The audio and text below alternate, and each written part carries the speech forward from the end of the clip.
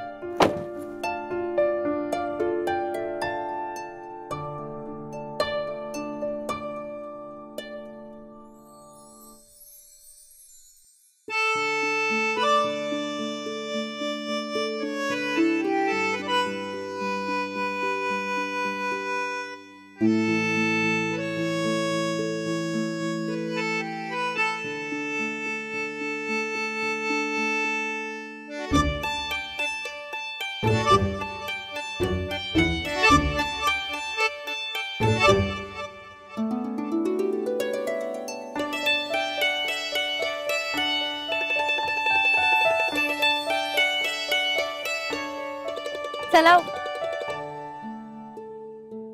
Sorry.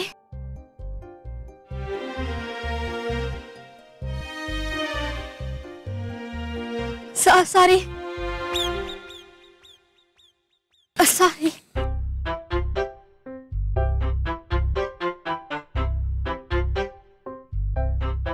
It's okay. Okay. Sorry. It's okay.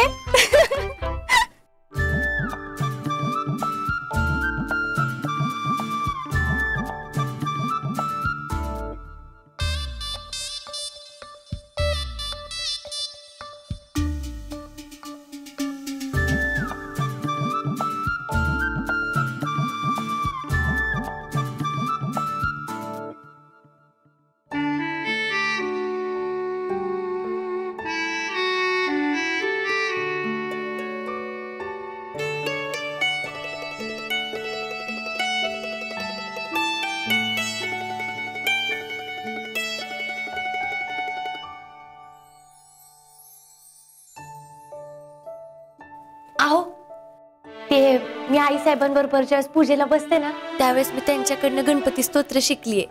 मला ते म्हणायचंय, आपण थांबूयात का? आणि मला जर काय अडलं ना, तर तुम्ही तुमचं टचिंग द्या. हरि ओम नमस्ते गणपतये त्वमेव प्रत्यक्षम तत्त्वमसि त्वमेव केवलम करतासी.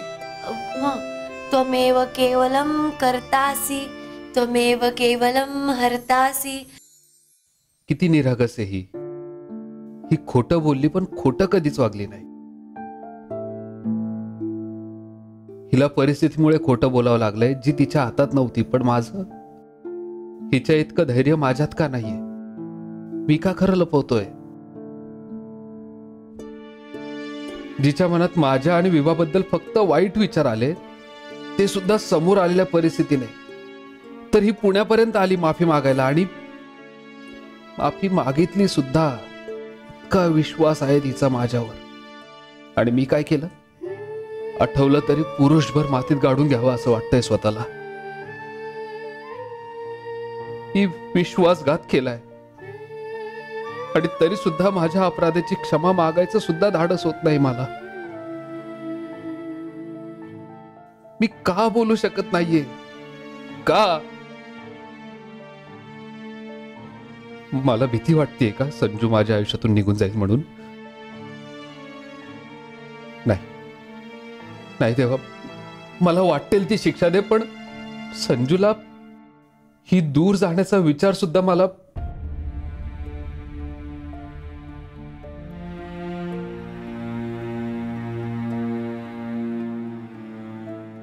ओम शांती शांती शांती.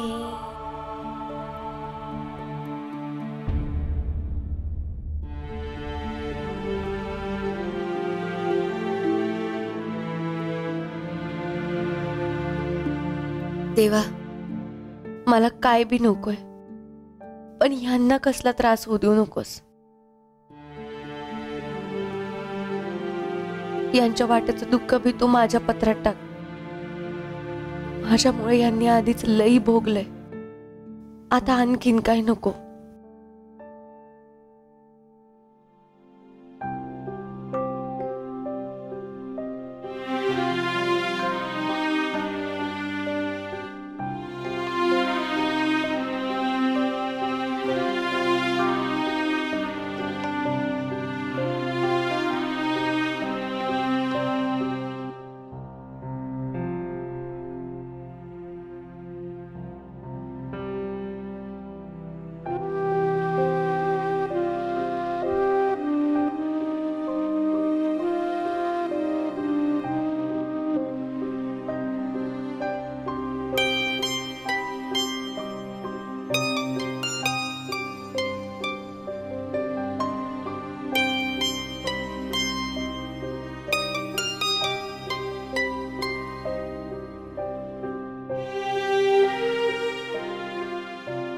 अहो,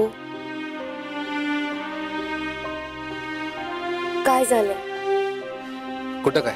मग तुमच्या डोळ्यात पाणी? ते होय, अगं ते देवासमोर उभं राहिल्यावर गलबलून येतं ना, त्यामुळे, बाकी काही नाही.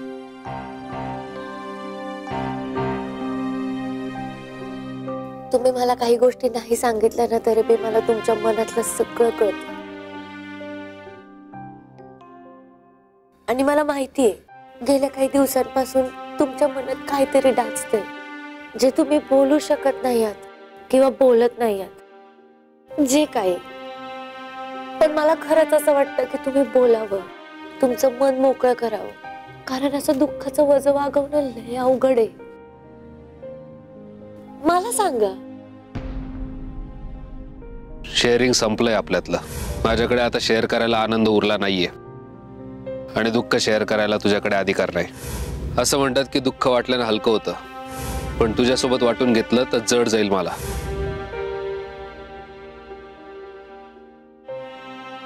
मला कसं सांगाल ना तुम्ही? आपलं नातं आता आधीसारखं थोडी राहिले. मी झाड घेणं. हे बघ, आपलं या विषयावर बोलणं झालंय, प्लीज पुन्हा पुन्हा वगाळू नकोस. अहो, पण ते खरं आहे ना, सत्य आहे, बदलणार थोडीच आहे. ते जे काय असेल, पण मला असं वाटतं की तुम्ही तुमच्या मनातलं सगळं मोकळं करावं. माझ्या जवळ नाही तर मग आई साहेबांजवळ बोला, नाहीतर बेबी मावशींशी बोला. ज्याची गोष्ट आहे त्यालाच बोलावी लागेल. मग सांगा की.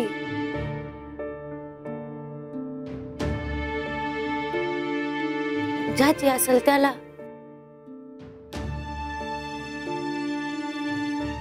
माझी आहे का? संजू, हा, सांगा. ज्या माणसाला एवढंच खोटं बोलायला पण नाही चालत, तो माणूस माझ्यापासून एवढी मोठी गोष्ट का लपवेल? माझा का विश्वासघात करेल? तुम्ही माझ्यासाठी माझे देव आहात, आणि माझ्याच देवावर असा अविश्वास कसा दाखवू मी? असं जर खरंच झालं तर माझं जगच संपल ना. मला वाटतं आपण निघावं.